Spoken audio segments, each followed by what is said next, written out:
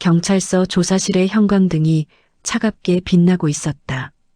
26살 배달원 강민우는 딱딱한 의자에 앉아 떨리는 손으로 휴대폰 화면을 응시했다. 이야기 시작하기 전에 구독 한번 눌러주시면 당신의 하루에 작은 기적이 찾아올 것입니다. 화면에는 82통의 부재중 전화가 쌓여 있었다. 새벽 2시부터 지금까지 모르는 번호들이 끊임없이 그를 찾았다. 가장 최근에 온 문자 메시지가 민우의 시선을 사로잡았다. 당신이 한 일을 알고 있습니다. 민우는 입술을 깨물었다. 자신이 무엇을 잘못했는지조차 알 수 없었다. 단지 사람을 도왔을 뿐인데 왜 이런 상황에 처하게 된 것일까? 같은 시각 서울 강남구 논현동 85층 규모의 초고층 빌딩 최상층에서는 또 다른 이야기가 펼쳐지고 있었다. 한국유통업계 1위 한빛그룹의 회장실. 천장부터 바닥까지 이어진 통유리창 너머로 서울의 야경이 한눈에 내려다 보였다. 벽면 한쪽에는 세계 각국의 미술관에서나 볼 법한 그림들이 걸려 있었고 이탈리아산 대리석으로 마감된 바닥은 은은한 광택을 자랑했다. 60대 후반의 한빛그룹 회장 박정아는 책상 앞에 서서 창밖을 바라보고 있었다. 정교하게 맞춤 제작된 수트 차림의 그는 나이에 비해 꼿꼿한 자세를 유지하고 있었지만 그의 얼굴에는 깊은 근심이 드리워져 있었다. 책상 위에 놓인 태블릿 화면에는 실종자 찾기라는 제목의 기사가 떠 있었다. 박 회장의 비서실장 이한결이 조심스럽게 회장실 문을 두드렸다. 회장님, 중요한 제보가 들어왔습니다. 이한결 비서실장은 40대 중반의 냉철한 인상을 가진 남자였다. 그는 박 회장을 섬긴 지 15년이 넘었고 회장의 모든 비밀을 알고 있는 유일한 사람이었다. 말해보게.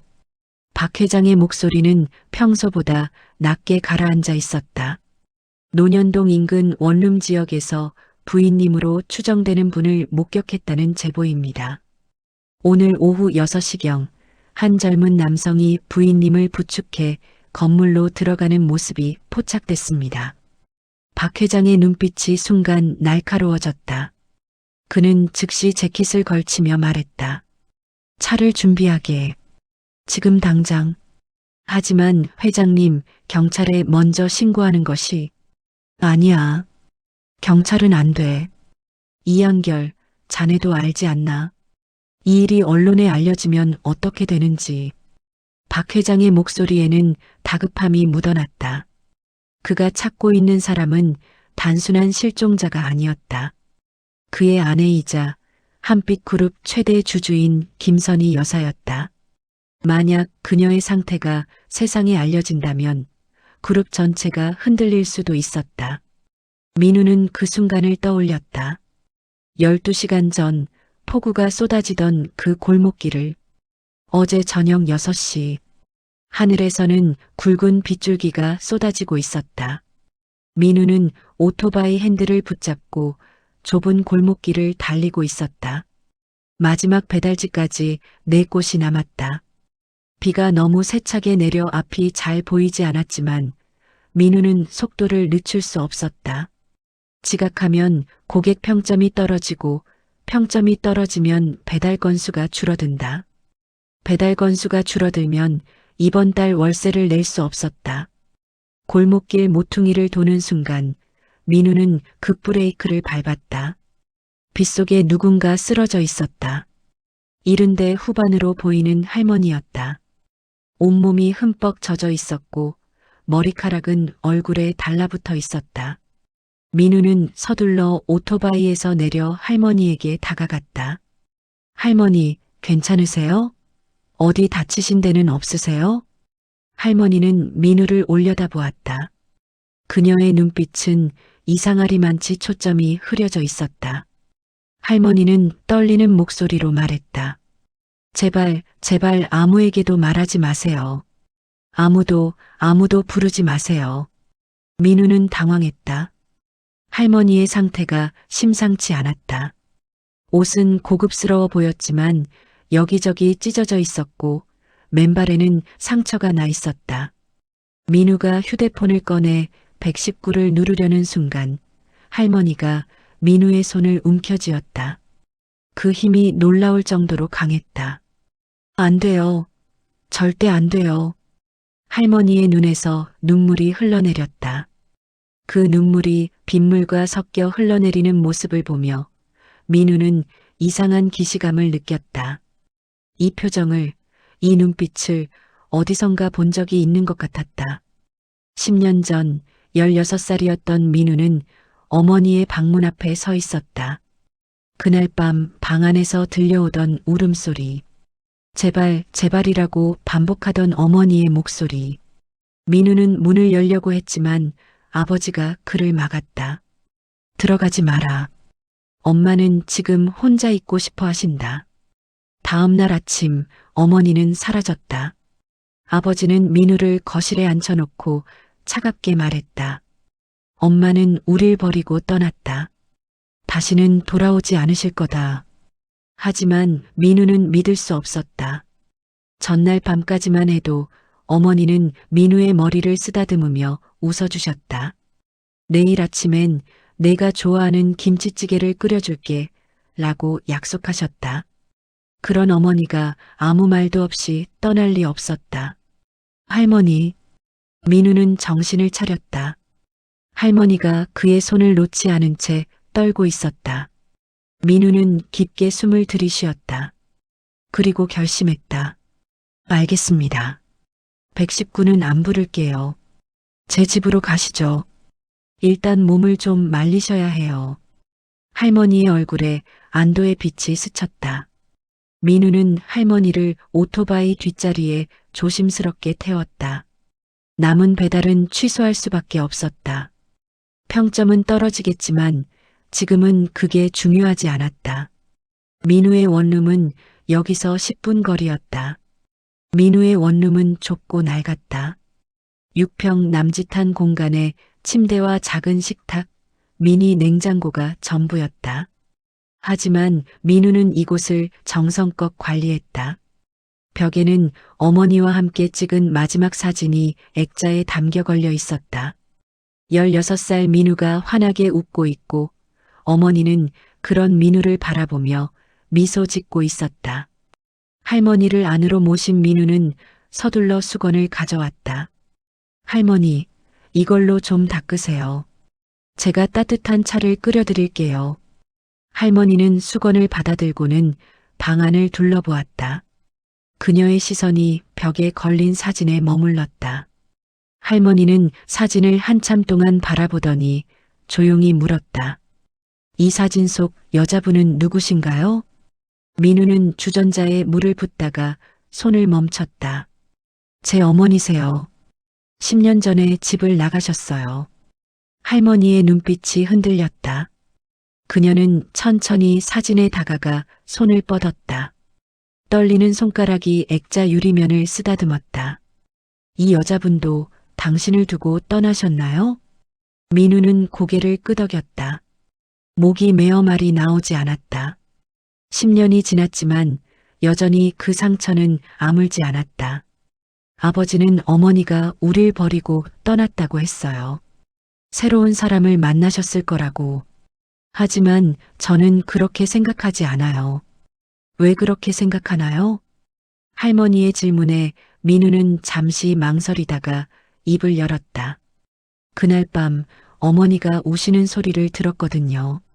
제발, 제발이라고 말씀하시는 소리를. 그건 떠나고 싶어서 우는 소리가 아니었어요. 누군가에게 간청하는 소리였어요. 할머니의 얼굴이 창백해졌다. 그녀는 민우에게서 시선을 돌려 창밖을 바라보았다. 빗소리가 창문을 두드리고 있었다. 혹시 어머니를 찾아보려고 하진 않았나요? 민우는 씁쓸하게 웃었다. 찾으려고 했죠. 경찰에도 신고했어요.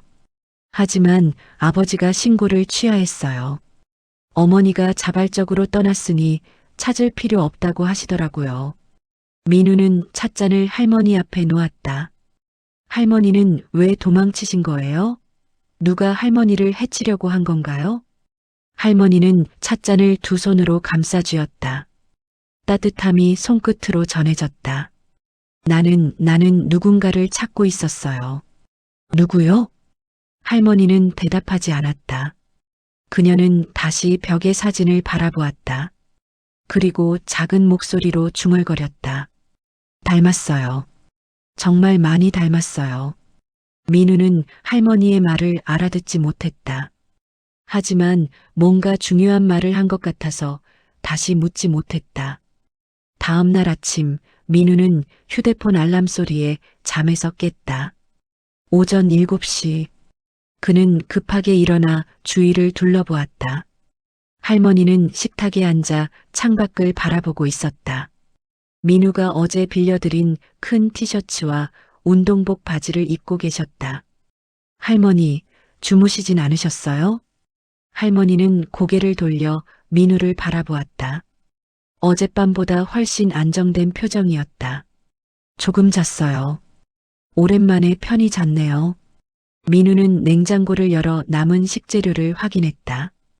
계란 3개와 김치, 햄이 조금 있었다. 그는 서둘러 아침을 준비했다. 할머니와 함께 식사를 하던 중 TV에서 뉴스 속보가 흘러나왔다. 속보입니다. 한빛그룹 박정한 회장의 부인 김선희 여사가 이틀 전부터 실종된 상태입니다. 경찰은 김 여사가 중증 알츠하이머를 앓고 있어 기억을 잃고 헤맬 가능성이 있다고 보고 있습니다. 화면에는 50대 후반의 우아한 여성 사진이 나왔다. 진주 목걸이를 하고 단정한 한복을 입은 모습이었다. 민우는 화면을 보다가 안도의 한숨을 쉬었다. 자신이 모신 할머니와는 전혀 다른 사람이었다. 김선희 여사는 품이 있고 정돈된 인상이었지만 어젯밤 자신이 도운 할머니는 훨씬 수수하고 평범해 보였다. 큰일이네요. 알츠하이머라니. 민우가 중얼거렸다.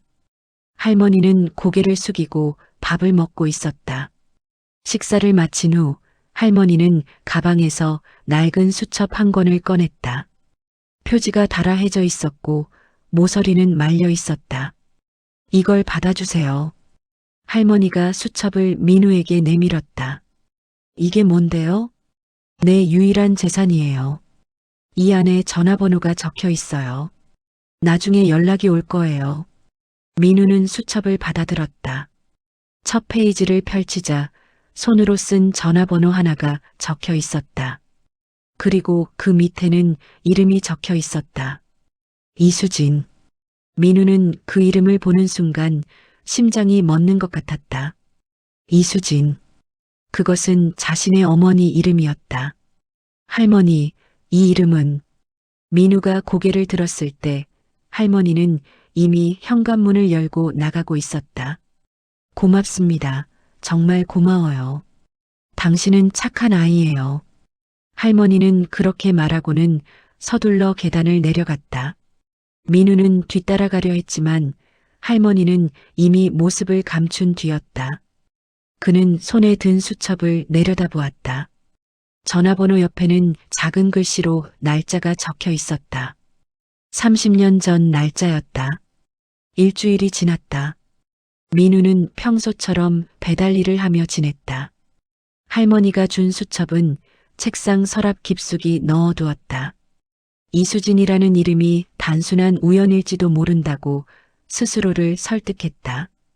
한국에 이수진이라는 이름을 가진 사람이 얼마나 많은가. 어느 날 저녁 민우가 마지막 배달을 마치고 원룸으로 돌아왔을 때 휴대폰이 울렸다. 모르는 번호였다. 민우는 잠시 망설이다가 전화를 받았다. 여보세요? 강민우 씨 맞으신가요? 중년 남성의 정중한 목소리가 들려왔다. 네, 맞는데요. 누구세요? 저는 한빛그룹 비서실의 이한결이라고 합니다. 선생님께서 저희 회장님 부인을 도와주신 것으로 알고 있습니다. 민우는 순간 당황했다. 무슨 말씀이신지. 지난주 폭우가 내리던 날 논현동 골목길에서 할머니 한 분을 댁으로 모셨죠? 그분이 저희 회장님의 부인이십니다. 민우는 숨이 막혔다. TV에서 봤던 그 우아한 여성이 자신이 도운 할머니였다는 말인가? 하지만 전혀 다른 사람 같았는데요. 알츠하이머 말기 환자십니다. 외모도 인식하지 못하실 정도로 상태가 좋지 않으세요. 선생님께서 부인을 안전하게 보호해 주셨습니다. 회장님께서 감사의 뜻을 전하고 싶어 하십니다. 이틀 후 민우는 한빛그룹 본사 85층 회장실로 초대받았다. 엘리베이터가 올라가는 동안 민우의 심장은 미친 듯이 뛰었다. 이런 곳에 와본 적이 없었다. 회장실 문이 열리자 박정한 회장이 직접 나와 민우를 맞았다. 어서 오세요, 강민우 씨. 정말 고맙습니다. 박 회장은 민우의 손을 꽉 잡았다. 그의 눈에는 진심 어린 감사가 담겨 있었다. 아닙니다. 당연히 해야 할 일을 했을 뿐입니다. 두 사람은 소파에 앉았다. 이한결 비서실장이 차를 가져왔다. 선생님 덕분에 부인이 무사히 돌아올 수 있었습니다. 이게 작은 사례입니다. 박 회장이 봉투를 내밀었다. 민우가 열어보니 500만 원이 들어 있었다. 민우는 깜짝 놀랐다. 이건 자신의 한 달 수입보다 많은 금액이었다. 이건 너무 과분합니다. 아닙니다. 선생님께서 부인에게 베푼 친절에 비하면 턱없이 부족한 금액입니다. 민우는 봉투를 받아들었다. 이 돈이면 밀린 월세를 낼 수 있고 오랜만에 아버지를 만나 식사도 대접할 수 있을 것 같았다. 며칠 후 민우는 아버지에게 전화를 걸었다. 아버지, 저예요. 오랜만에 식사 같이 하실래요? 아버지의 목소리는 여전히 무뚝뚝했다. 무슨 일이냐? 그냥 보고 싶어서요. 부자는 10년 만에 식당에서 마주 앉았다. 민우는 아버지가 좋아하는 갈비를 주문했다. 요즘 잘 지내니? 네, 배달일 열심히 하고 있어요. 아버지는 고개를 끄덕였다. 대화는 어색했지만 민우는 행복했다. 이렇게라도 아버지와 시간을 보낼 수 있다는 것이. 그날 밤 11시 민우는 원룸에 돌아와 샤워를 하고 있었다. 휴대폰이 또 울렸다. 낯선 번호였다. 민우는 물을 끄고 서둘러 전화를 받았다. 강민우 씨신가요? 남성의 목소리는 떨리고 있었다. 네, 그런데요. 저는 김선희의 아들입니다. 당신이 숨긴 사람이 제 어머니입니다. 민우는 혼란스러웠다. 무슨 말씀이세요? 박정한 회장님께 이미 연락드렸는데요. 박정한은 제 어머니의 남편이 아닙니다. 제 어머니는 30년 전 저를 입양 보냈습니다. 저는 그때 갓 태어난 아기였습니다. 민우의 다리에 힘이 풀렸다. 어머니는 알츠하이머 말기 환자입니다. 하지만 마지막 남은 기억이 하나 있습니다. 자신이 30년 전에 입양 보낸 아들을 찾는 것. 어머니는 그 아들을 찾아 헤매다가 길을 잃으신 겁니다. 민우는 서랍을 열어 수첩을 꺼냈다. 손이 떨렸다. 혹시 이수진이라는 이름 아세요? 전화기 너머로 침묵이 흘렀다. 그게 제 생모의 이름입니다. 어머니가 재혼하기 전 이름이에요. 어떻게 그걸 아십니까? 민우는 수첩을 떨어뜨렸다. 바닥에 떨어진 수첩이 펼쳐졌고 첫 페이지에 적힌 이름이 보였다. 이수진.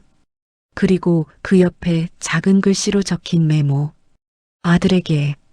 당신 생년월일이 언제죠? 남성이 말한 날짜는 민우가 태어난 날짜와 정확히 일치했다. 민우는 그 자리에 주저앉았다. 모든 것이 명확해졌다. 자신이 도운 할머니는 자신의 친어머니였다. 30년 전 자신을 입양 보낸 그 여자. 알츠하이머로 기억을 잃었지만 마지막까지 자신을 찾아 헤맨 그 사람. 민우는 10년 전 사라진 엄마를 떠올렸다. 이수진. 그녀도 민우의 친어머니를 알고 있었던 걸까? 아니면 민우를 입양한 사실을 숨기려고 떠난 걸까? 다음 날 아침 민우는 아버지를 찾아갔다. 아버지는 여전히 그 낡은 아파트에 살고 있었다. 아버지, 제가 누구 아들입니까? 민우의 목소리는 차가웠다. 아버지는 민우를 바라보다가 고개를 떨어뜨렸다. 앉아라. 아버지의 목소리에는 체념이 묻어났다. 너는 내 친아들이 아니다. 30년 전 수진이와 내가 결혼한 지 3년이 지났지만 아이가 생기지 않았다. 그때 한 여자가 우리를 찾아왔다. 갓 태어난 아기를 안고 있었지. 그 여자는 재벌가로 시집을 가야 하는데 아이를 키울 수 없다고 했다. 우리에게 아이를 맡기고 싶다고. 민우는 주먹을 쥐었다. 수진이는 너를 친아들처럼 사랑했다. 하지만 10년 전 내 친어머니가 다시 나타났다. 너를 데려가겠다고 했다. 수진이는 거부했지. 내가 너무 혼란스러워할까봐. 그런데 아버지의 목소리가 떨렸다. 내 친어머니가 협박을 했다. 법적으로 싸우겠다고. 수진이는 결국 너를 지키기 위해 스스로 떠났다. 입양 사실을 숨기고 자신이 집을 나간 것처럼 꾸민 거야. 그래야 내가 상처받지 않을 거라고 생각했던 거지. 민우의 눈에서 눈물이 흘러내렸다. 사흘 후 민우는 한빛그룹 회장실에 다시 섰다. 이번에는 박정한 회장뿐만 아니라 그의 아들 박민준도 함께 있었다. 박민준은 30대 초반의 단정한 인상을 가진 남자였다. 그가 바로 전화를 걸었던 그 사람이었다. 강민우 씨, 다시 만나서 반갑습니다. 박 회장이 먼저 말을 꺼냈다. 어머니의 상태를 보셨습니다. 이제 이해하시겠지만 어머니는 당신을 알아보지 못하십니다. 민우는 고개를 끄덕였다. 그는 이미 병원에서 김선희 여사를 만나고 왔다. 할머니는 민우를 보고도 아무런 반응이 없었다. 다만 민우의 손을 잡고 이수진이라는 이름을 반복해서 불렀다. 박민준이 조심스럽게 말했다. 어머니는 평생 당신을 찾으셨습니다. 저를 낳고 키우면서도 항상 첫 아들에 대한 죄책감을 안고 사셨어요. 알츠하이머 진단을 받은 후에는 더 심해졌습니다. 다른 기억은 다 잊어버려도 당신에 대한 기억만은 놓지 않으셨어요. 민우는 입술을 깨물었다. 박 회장이 서류 봉투를 꺼냈다. 이건 선희가 30년 동안 당신을 위해 모아둔 것입니다. 매달 통장에 돈을 넣었습니다. 언젠가 당신을 찾으면 주려고요. 민우는 서류를 받아들었다. 통장 잔액은 3억 원이 넘었다. 30년 동안 매달 빠짐없이 입금된 기록이 있었다. 그리고 이것도요. 박민준이 편지 한 통을 건넸다. 봉투에는 아들에게라고 적혀 있었다. 민우는 떨리는 손으로 편지를 꺼내 읽었다. 사랑하는 내 아들에게. 이 편지를 읽고 있다면 엄마가 널 찾았다는 뜻이겠지. 엄마는 너를 지키지 못했어. 내가 태어났을 때 엄마는 너를 안고 얼마나 울었는지 몰라. 하지만 엄마에게는 선택권이 없었단다. 재벌가의 며느리로 살아야 했고 혼외 관계에서 태어난 아이를 키울 수 없었어. 그래서 엄마는 가장 좋은 부모님을 찾았어. 이수진 씨와 그녀의 남편. 그들은 너를 진심으로 사랑할 거야. 엄마보다 더 나은 부모가 되어줄 거야. 엄마는 평생 너를 그리워하며 살 거야. 미안해, 정말 미안해. 민우는 편지를 내려놓았다. 눈물이 멈추지 않았다. 어머니를 만나고 싶으십니까? 박 회장이 물었다. 민우는 고개를 들었다. 하지만 저를 알아보시지도 못하잖아요. 그래도 당신이 옆에 있으면 어머니가 편안해 하십니다.